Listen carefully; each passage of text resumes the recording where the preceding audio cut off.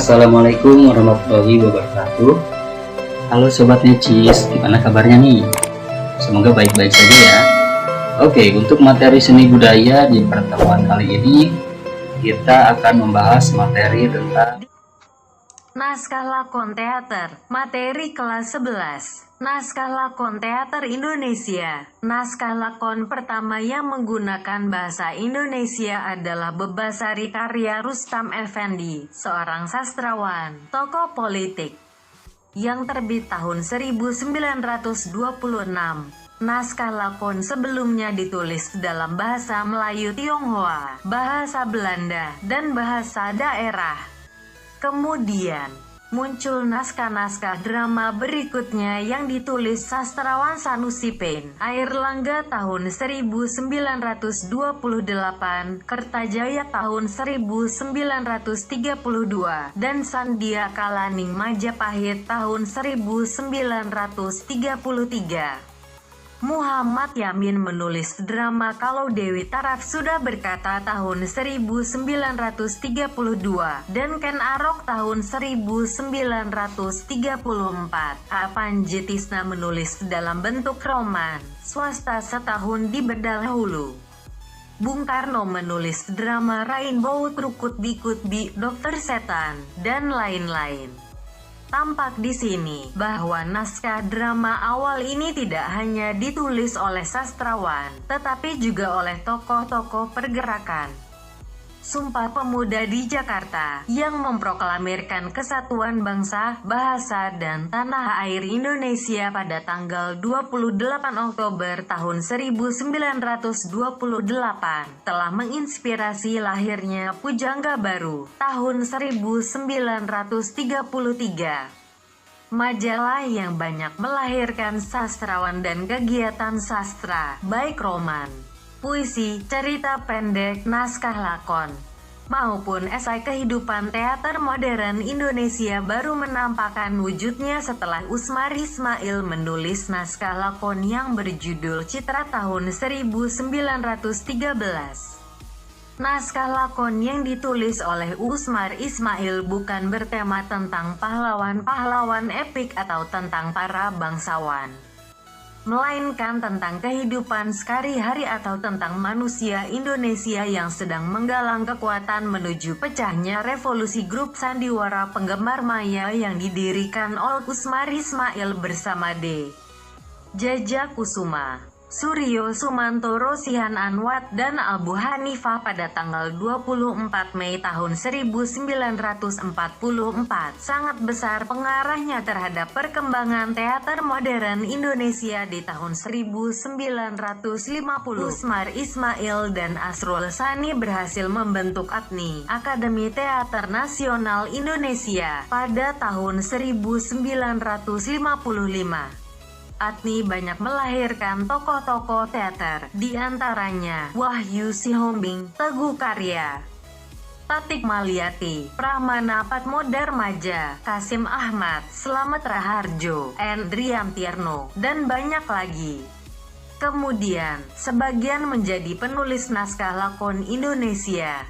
Setelah ATNI berdiri, perkembangan teater dan naskah lakon di tanah air terus meningkat, baik dalam jumlah grup maupun dalam ragam bentuk pementasan.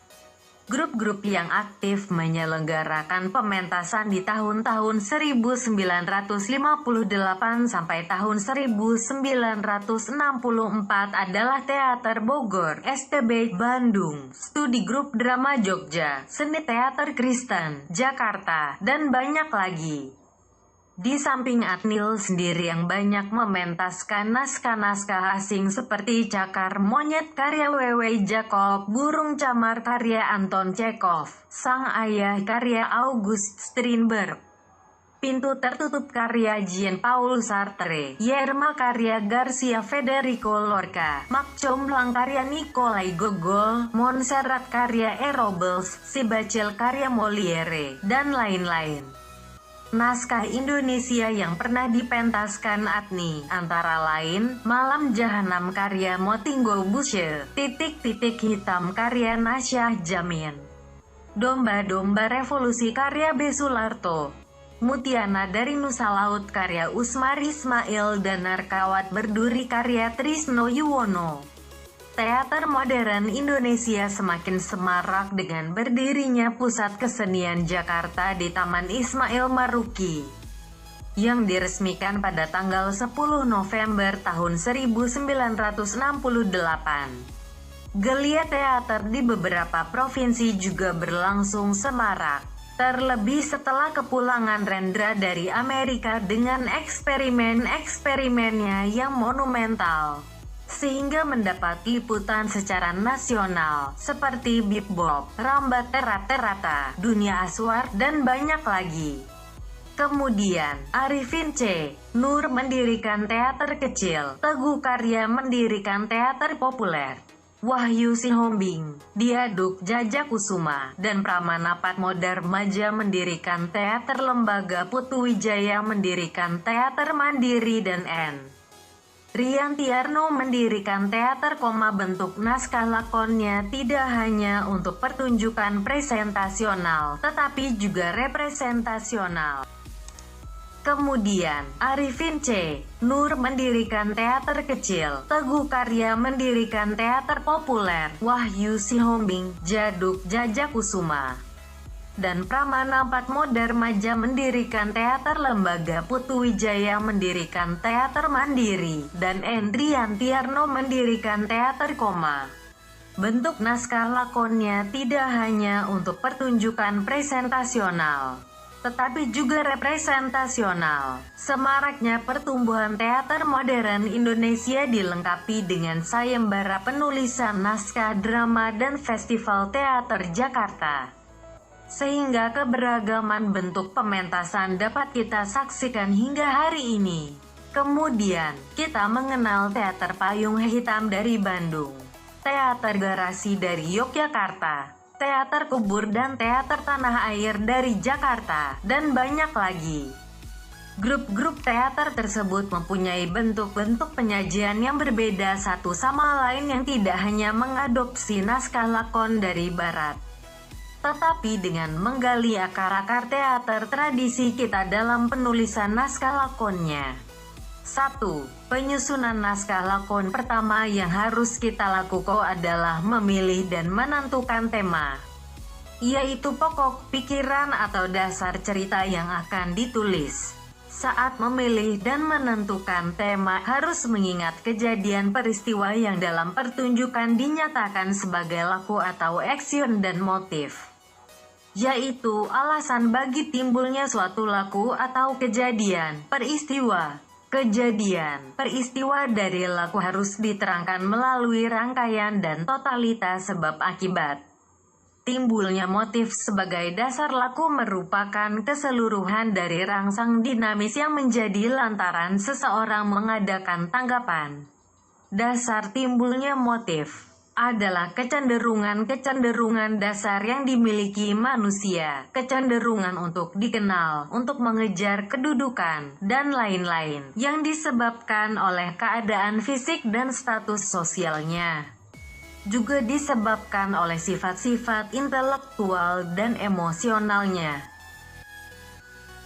Setelah memilih dan menentukan jalan cerita yang akan ditulis, langkah selanjutnya adalah merumuskan intisari cerita yang disebut premise. Apabila premise digunakan sebagai dasar ide, gagasan, kita akan mendapat pola cerita ke arah mana tujuan cerita yang kita tuangkan dalam bentuk naskah lakon. Apabila kita menyeleweng dari arah yang telah ditentukan, maka kita tidak akan sampai pada tujuan, sebagaimana yang tersurat dan tersirat di dalam premise. Premise yang kita tentukan akan teruji dan terbukti kebenarannya jika kita sampai pada titik tujuan, titik akhir lakon. Oleh karena itu, kita harus benar-benar yakin akan premise yang telah ditentukan. Jangan menulis sebuah lakon yang premisnya masih kita sangsikan sendiri. Misalnya kita menentukan premise, siapa yang menggali lubang akan terperosok sendiri ke dalamnya.